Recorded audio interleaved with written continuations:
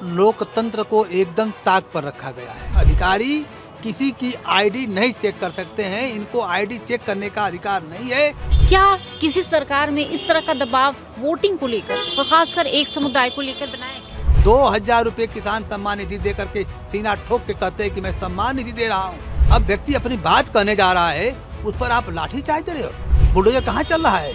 जाति देख करके, धर्म देख करके बुलडोजर चलवा रहे हैं। ये अम्बेडकर जी से पहले भी हिंदू शब्द आया था, अम्बेडकर जी ने भी यही बात को उठाया था।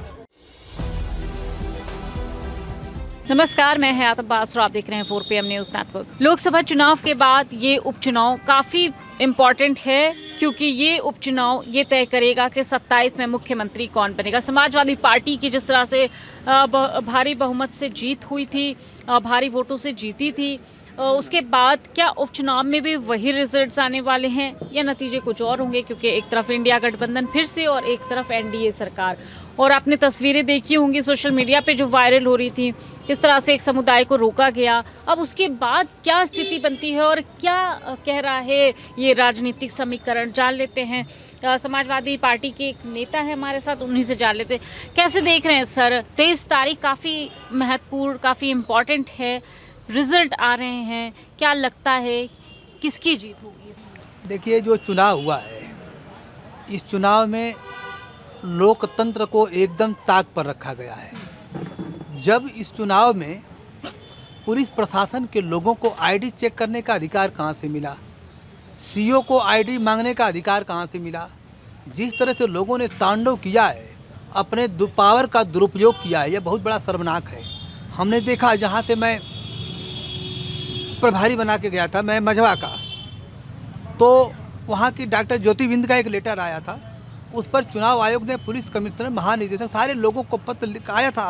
उस लेटर को मैं देखा, उसमें साफ लिखा है कि पुलिस अधिकारी किसी की आईडी नहीं चेक कर सकते हैं, इनको आईडी चेक करने का अधिकार नहीं है।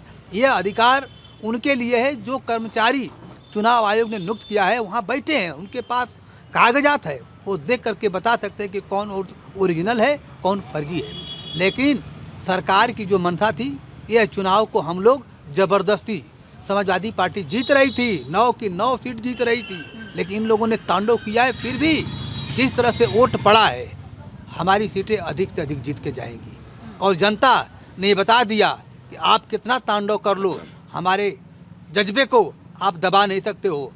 अगले दिन अगर चुनाव होगा तो मुंह तोड़ जवाब दिया जाएगा। देखिए, मुस्लिम जो कितनी सारी वीडियोस वायरल हुई, उसमें कुछ मुस्लिम परिवार की औरतें, आदमी, सबके ऊपर किस तरह से प्रशासन ने दबाव बनाने की कोशिश की।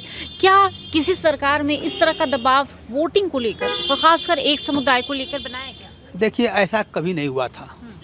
ये तो जाति देख करके, विशेष रूप से जहाँ यादव हैं, जहाँ मुसलमान हैं, वो जानते हैं कि इनका वोट जो है समाजवादी पार्टी को 100% जाता है, 100% पड़ता है। लेकिन इन लोगों के अंदर ये है कि इनको रोक दिया जाएगा तो हम चुनाव जीत जाएंगे।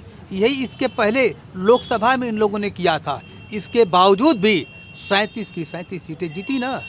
और ये जितना दबाएंगे, कहा जाता है ना कि आतंकवाद जहाँ से, अपराधी वहीं पैदा होता है जहाँ दब्बू लोग होते हैं, अपराध वहीं पैदा होता है जहाँ दब्बू लोग होते हैं। और जनता जवाब देना जान गई। आप देख लीजिए कि इतना इन लोगों ने प्रताड़ित किया है, फिर भी लोगों ने वोट डालने का काम किया है और हिम्मत से काम किया है।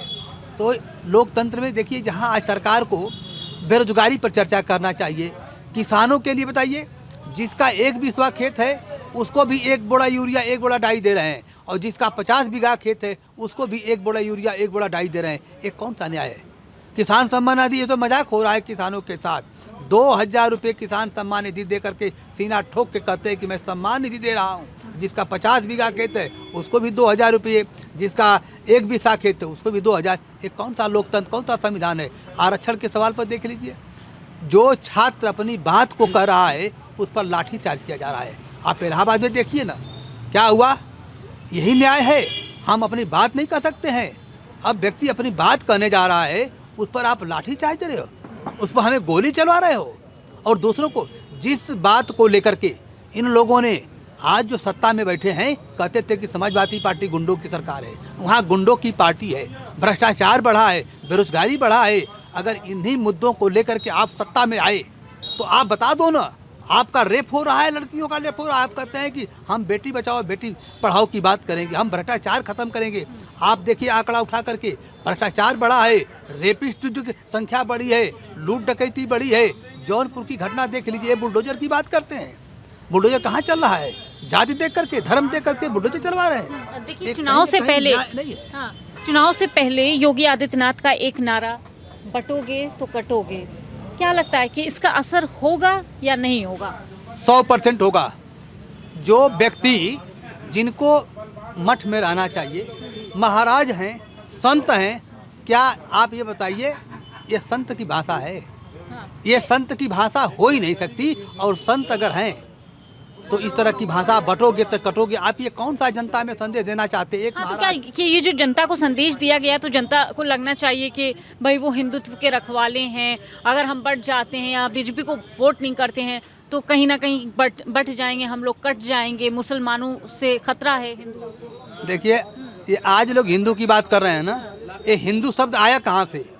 ये अंबेडकर जी से पहले भी हिंदू शब्द आया था। अंबेडकर जी ने भी यही बात को उठाया था।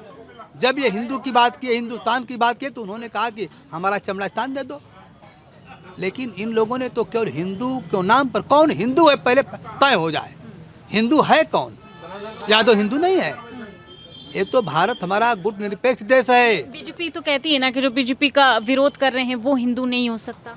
हाँ, वो बीजेपी का वोट के लिए जो कह रहे हैं कि हम हिंदू हैं तो वो हिंदू हैं। जो बीजेपी को वोट करेगा वो हिंदू है। ये संविधान क्या है? इतने दल हैं, सब संविधान को ख़त्म कर दिया जाए। और उनकी जो मंशा है कि संविधान ख़त्म हो जाए, केवल हमारी एक पार्टी रहे और जो पार्टी को वोट देगा वो हिंदू होगा, बाकी लोग तो फिर हमारा गुट निरपेक्ष जो देश है, जो हिंदुस्तान है, जहाँ हिंदू, मुस्लिम, सिख, ईसाई, पारसी, ये लोग कहाँ जाएंगे? तो क्या इस बार पीडीए का फॉर्मूला फिर से एक बार काम करने वाला उपचुनाव में? पीडीए का फार्मूला पिछली बार भी काम किया, इस बार भी काम किया है।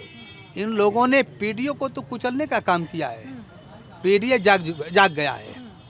और यह पीडीए जो है आने वाले समय में ये साबित कर देगा कि हमारे अधिकार को, हमारे संविधान को, हमारे लोकतंत्र को आप खत्म नहीं कर पाओगे। योगी आदित्यनाथ कहते हैं कि ये जो जातियों में बांटने का काम करते हैं ये रावण है, दुर्योधन की औलाद हैं, डीएनए है इनका।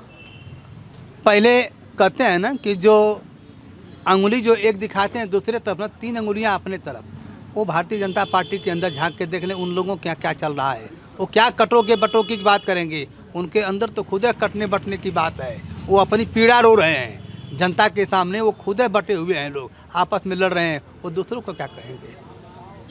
बिल्कुल, देखिए पीडीए का फॉर्मूला एक बार फिर से काम करने वाला है, वर्क करने वाला है, ऐसा सर का कहना है।